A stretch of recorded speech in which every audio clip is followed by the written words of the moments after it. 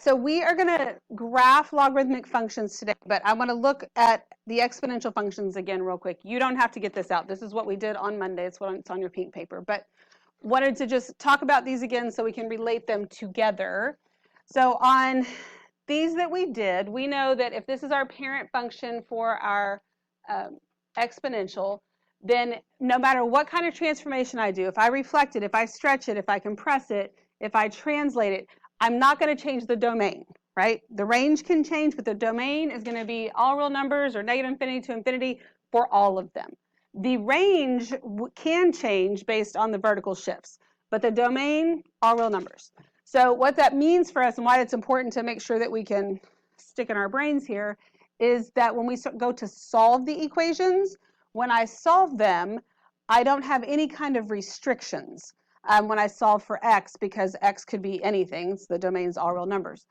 The logs, however, are different, and we will have to look at, like, some of the answers we get won't be viable answers, and that has a lot to do with the domain. So I want to be thinking about that and looking at it while we're looking at graphs, so it'll make a little bit more sense when we get to the equation part of it. The other thing is, with exponentials and with logs, there's an infinite amount of parent functions. I mean, in general, they all look like this, but the actual anchor points change based on whatever the base is, right? So what we did, but we didn't write down because I don't think it was necessary. I still don't think it was necessary, but I'm going to write it down once here because for logs it is necessary. This is super necessary here that we write these because this is how we come up with what our anchor points are for this specific parent function, right? Because if this was 5 to the x, my anchor points are going to be different.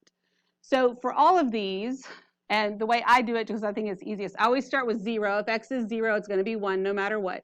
Then I pick 1 on either side of it, right? And we just pick them and use them, didn't write them down.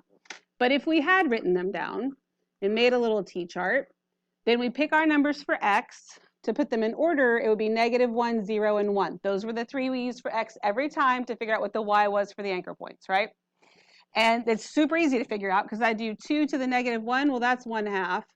2 to the 0, that's 1. 2 to the first, that's 2. So they're easy to come up with. They're easy numbers. That's why we didn't actually write them down. But because of what we're going to have to do with the logs, we need to write them down or we're going to get them backwards. So I just want you to understand we technically have been doing this. We just weren't writing it down, okay? And we didn't have to really do that on the other parent functions because there were set anchor points. But if you didn't know them, we still did this basic kind of thing, okay? Does that make sense? All right, so let's look at graphing logs. And so your generic logarithmic function, parent function, f of x equals log base b of x. So just like with the exponentials, b is the base. And the reason I have an infinite amount of parent functions is because b could be any real number. Well, not any real number, but we'll get to that. And so the actual anchor points differ, right? And then this tells us that a logarithmic function is the inverse of an exponential function. That's why they're related to each other. They are inverses of each other. We are going to graph both of these. It says using your graphing calculator, but we're not doing that. We're going to use our brains because that's more important. We'll start by graphing the exponential because we already did that. We know how to do that. For a parent function for an exponential, where is my asymptote?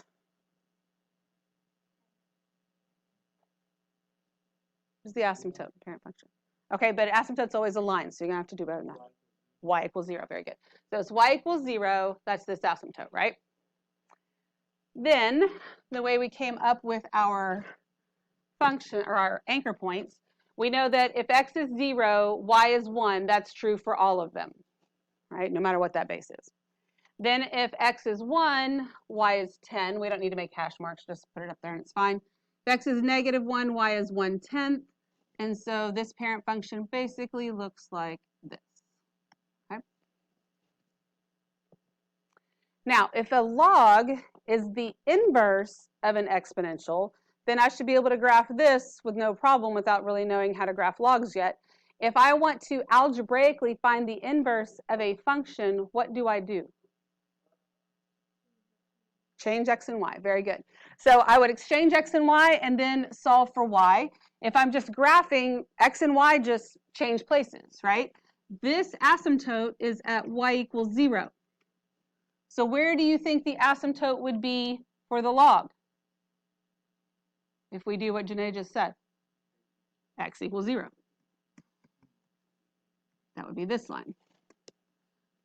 So instead of at y equals 0, my asymptote is at x equals 0. Okay. Then if I take the 3 points that I plotted, the first one I plotted was at 110. That means this point is going to be at 10, 1. The next point I plotted, or actually probably the second point I plotted, I don't know, whatever order I did them in. This next point is at 0, 1. So that means I have a point at 1, 0. And then this is at negative 1, 1/10. So I go to 1/10, negative 1, and my graph looks like this. So you can see right here, on the exponentials, I have a domain of all real numbers. On the logs, I do not. On the exponential, what changed my range was a vertical shift up or down, where it moved my asymptote. What's going to affect the asymptote for a log? What kind of transformation? Well, let's go. If I reflected this, if I reflected this in the x-axis, does it move my asymptote? If I reflect it in the y-axis, does it move my asymptote? No. So reflection's not going to affect it. Yeah, but plus or minus numbers, but which way? But you're right. Left or right, yes. So this is the up or down, left or right. So a horizontal shift with my plus or minus, that's what would affect the asymptote there. Does that make sense? Okay, so let's look at how we're going to graph these. So if I chose numbers for x, right? Well, first of all, on number 1, do I have any transformations? No, there's no transformation. So this is the parent function with that base, basically. But if I chose numbers for x, if I said, okay, if x is negative 1, then what's y? Do you know how to find the log base 1/2 of negative 1? You don't. Okay, not only do you not, you can't. Okay, so what the problem is here with this is that we're used to choosing numbers for x and getting y, or having anchor points that we can easily come up with and then transforming. We can still come up with easy anchor points, but it's not by choosing x. We understand and can handle exponentials way easier than logs. So I'm going to take this log. I'm not finding the inverse. I'm just going to rewrite it in exponential form. So I'm going to set this equal to y, because it makes more sense than f of x for what we're doing. Then if I take the log and rewrite it in exponential form, that means I take 1/2, right? That's the base of the log, becomes the base of the exponential, to the y power equals x. Okay. So still, if I chose numbers for x, I don't know that I could figure out y, but if I chose numbers for y, could I figure out x pretty easily? Yes, so we are going to make a little t-chart, and instead of picking x's, we pick y's, and we pick the same ones, negative 1, 0, and 1. You could pick other numbers, but they're going to be more difficult, so why make your life harder than it is? Those are the 3 easiest, and they're fine. So when I substitute in y, 1/2 to the negative 1 power equals 2, right? 1/2 to the 0 power is 1. 1/2 to the first power is 1/2. Okay? And the biggest reason you want to actually write them down, because again, they're easy to find, they're easy to figure out, but if you don't write them down, you are likely to graph them backwards because you're used to substituting in x and getting y, right? When I go over here to put this on my graph, the first thing I want to do is put my asymptote on here. Does my asymptote move from x equals 0? No, there was no transformation, so it's still here at x equals 0. Okay, so asymptote x equals 0. Remember, they are lines, so you always write them as equations of lines. All right, so then my first point is at, now these would be my anchor points that I would then do transformations. There aren't any, so those are just my points. So I'm going to go to 2, negative 1. That's 1 point. 1, 0. That's my next point. 1/2, 1. That's my last point. My graph looks like this. Okay. My domain, not all real numbers. I start at 0, I go to infinity. Don't include either one, right? What is my range? Yes, negative infinity to infinity. Good. We're concerned with x-intercepts on here rather than y-intercepts, and I graphed it, so that's nice. It's 1, 0. All right, so my end behavior, as x approaches infinity, f of x approaches negative infinity. Now, I can't say as x approaches negative infinity because it doesn't. It approaches 0, and then we're going to add a little something else to it. Because not only does it approach 0, but we have to state which side it approaches from. So since it approaches 0 from the right, I put a little plus sign here. And as x approaches 0 from the right, f of x approaches infinity. Okay, so the plus sign goes like where an exponent would be. It's not an exponent, but so then we're going to come back up here and we're going to kind of make ourselves a little note of that. If I have x approaches any number, we'll use a with a plus sign, or I could have x approaches any number with a negative sign. This means x approaches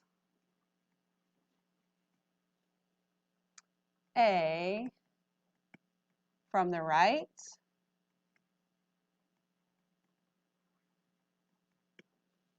and then the negative sign means all that same thing from the left. Okay. Does that make sense? It's just a little thing, something we got to add on to our end behavior there.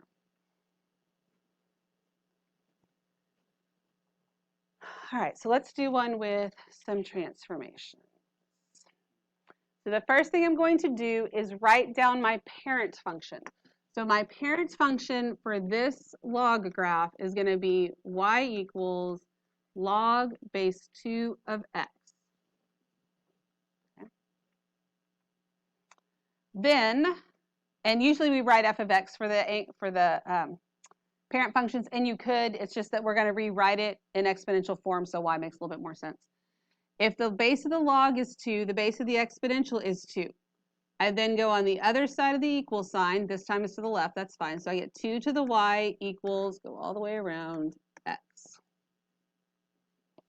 And I'm going to come up with a little t-table here. I choose the exact same y values, -1, 0, and 1. 2 to the -1 power is what? 1/2. 2 to the 0 power is 1. 2 to the first is 2. We go with that?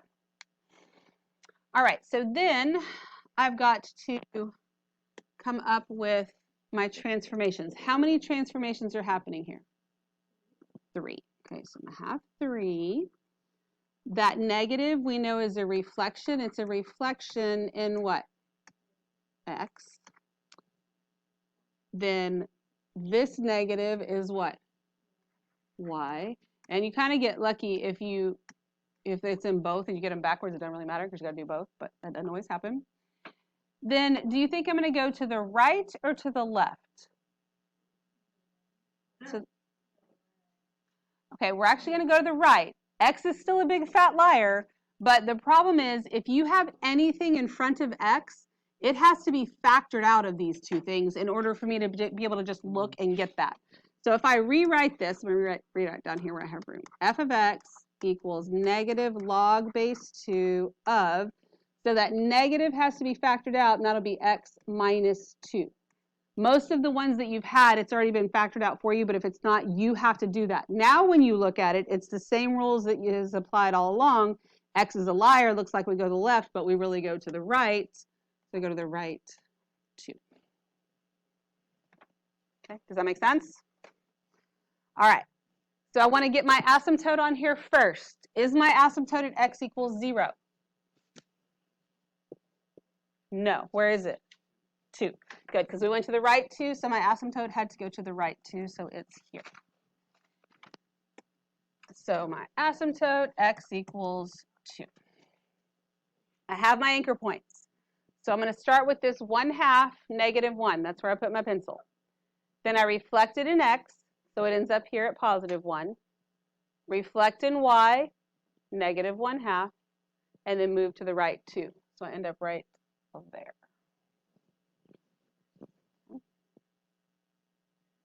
Then my next point is at 1, 0. I reflect in x. I can't go anywhere because I'm on the axis. I reflect in y, so I'm over here, and move to the right 2. Then my last one is at 2, 1, so I'm right here. I reflect in x, then I reflect in y, then I go to the right 2, and I'm right there. And I just realized I forgot to ask you a question on the last one, so once we finish this one, I'm going to go back. Don't let me go to the next, don't let me flip the paper over until I go back to number 1. Okay, everybody good so far? All right, so my domain, I go from negative infinity to where? 2, okay? My range is still negative infinity to infinity. My x-intercept, I plotted, it's 1, 0. My end behavior, does x approach infinity? No, it approaches 2 from which side? The left, so it's a negative. So as x approaches 2 from the left, f of x approaches infinity. And then as x approaches negative infinity, f of x approaches negative infinity. What questions you got? We good? All right, so I didn't want to go back to number 1. So we had transformations here. We did not have any transformations on number 1, which means this is a parent function, right? And then this was also a parent function of a log. It looks like there's a reflection happening, right? But there isn't because there was no transformations. So what else is going on that causes that that's not an actual transformation? What's different about them besides the fact that they look like a reflection? What's different about the functions themselves?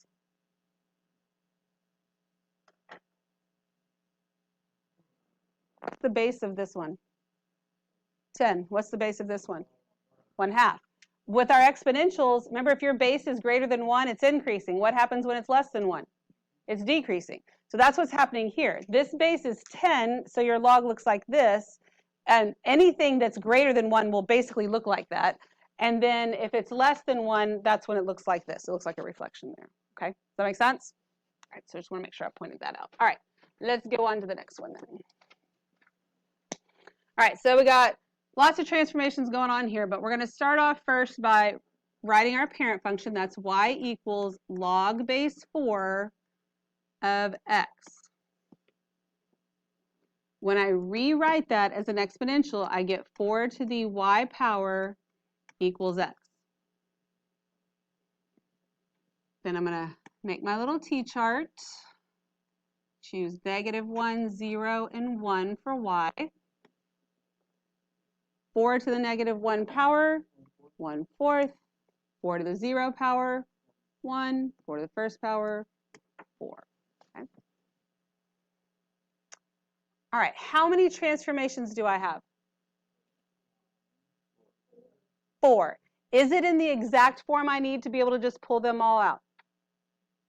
No, because I'm going to need to factor this out, right? So let's rewrite this. So I've got f of x equals 2 times log base 4 of 1/2 times x plus what?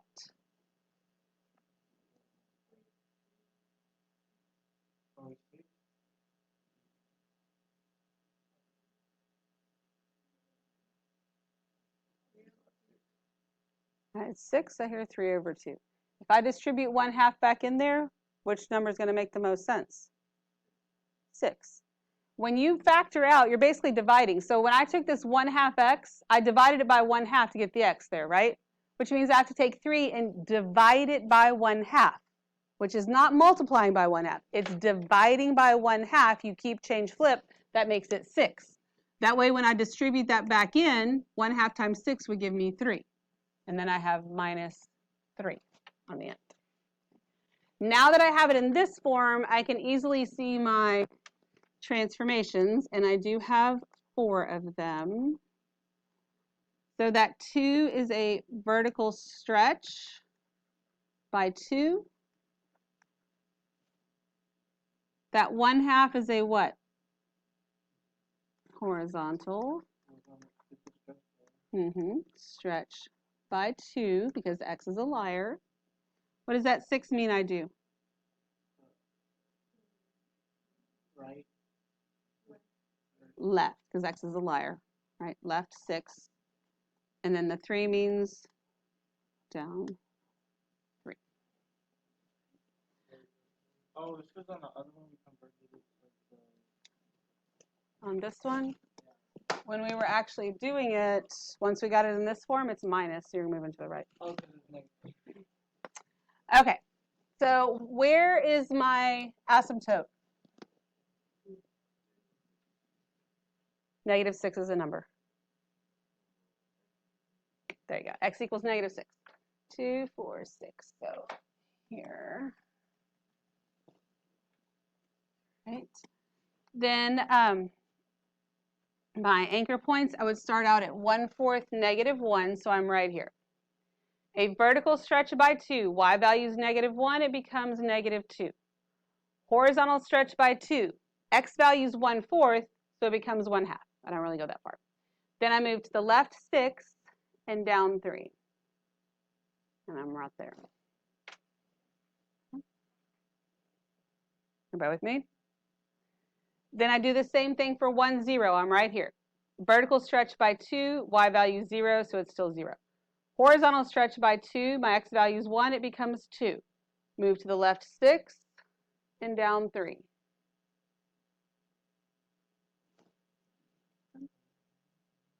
Then my last one is at 4, 1. Vertical stretch by 2, so my new y value is 2. Horizontal stretch by 2, my 4 becomes 8. Then I move to the left 6 and down 3. And there's my point right there.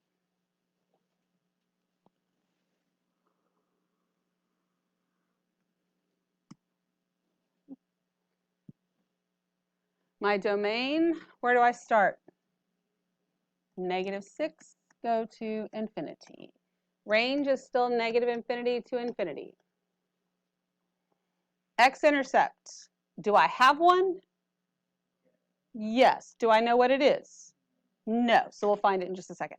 We're going to come back to that. We'll finish the rest. My asymptote, we already know, is that x equals -6.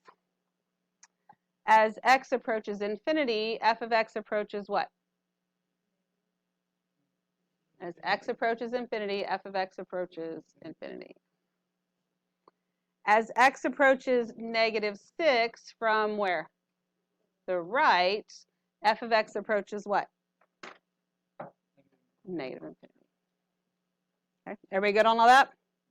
So now let's go back and figure out this x-intercept. The x-intercept, I find the x-intercept when what is 0? Y. And so both of these are totally fine forms of this equation. They mean the exact same thing. We just needed it to look like that to figure this stuff out. But this one has less parentheses, so I think I'll use this one. But it really doesn't matter which one because they are the same. You get the same answer. So I'm going to take my y, or my f of x, is going to become 0. So I'll get 0 equals, then this, 2 times log base 4 of 1/2 x plus 3 minus 3. Okay. So in order for me to be able to solve this, the only way I know how to solve logs right now is to put them in exponential form. I can't put it in exponential form until the log is isolated. So I'm going to have to subtract the 3 and divide the 2 so that that's all by itself. I'm sorry, not subtract the 3. I'm going to add the 3. Add the 3 over here and divide by 2. That'll give me 3/2 equals log base 4 of 1/2 x plus 3. Everybody good with me on that? Okay, so now that the log is isolated, I can rewrite it. My base is 4, so I have 4 to the 3/2 power equals 1/2 times x plus 3. What is another way to write 4 to the 3/2 power? Square root of 4 to the 3rd power, or it could be 4 to the 3rd power and you take the square root of that. It really doesn't matter. I would suggest this one because if you can, make your number smaller first, it's good. What's the square root of 4? 2. What's 2 cubed? 8. There you go. So we get 8 equals 1/2 x plus 3. Then I subtract 3 from both sides, and I get 5 equals 1/2 x. So what does x equal? 10. So your x-intercept is 10, 0, which should hopefully make sense from your graph. Even if you're not dead on, it should be like if you had redrawn it, you could go through that point. Are we good? What questions do you have? Okay, so we are going to start number 7. I have my parent function first, y equals log base 1/2 of x. I rewrite that, and I'm going to have 1/2 to the y power equals x. Okay, I have a bad feeling on this one that I didn't write it right. Oh no, I did. I thought maybe I left off my parentheses, but I did not. So just didn't remember doing it. Those parentheses are important, otherwise the y just goes on the 1. Okay, make my little t-chart. -1, 0, and 1. 1/2 to the -1 power is 2. 1/2 to the 0 power is 1. 1/2 to the first power, 1/2. Then go ahead and get your transformations written down. We're not going to have time to finish this one or do number 8, so after you get your transformations written down, this is where we will start tomorrow. I don't remember if Delta Math has natural logs in there that they want you to graph or not. If they do, then I would just go on to the next section and come back so that we can actually do one of those tomorrow together, okay? If you want to go ahead and get some of that done. All right?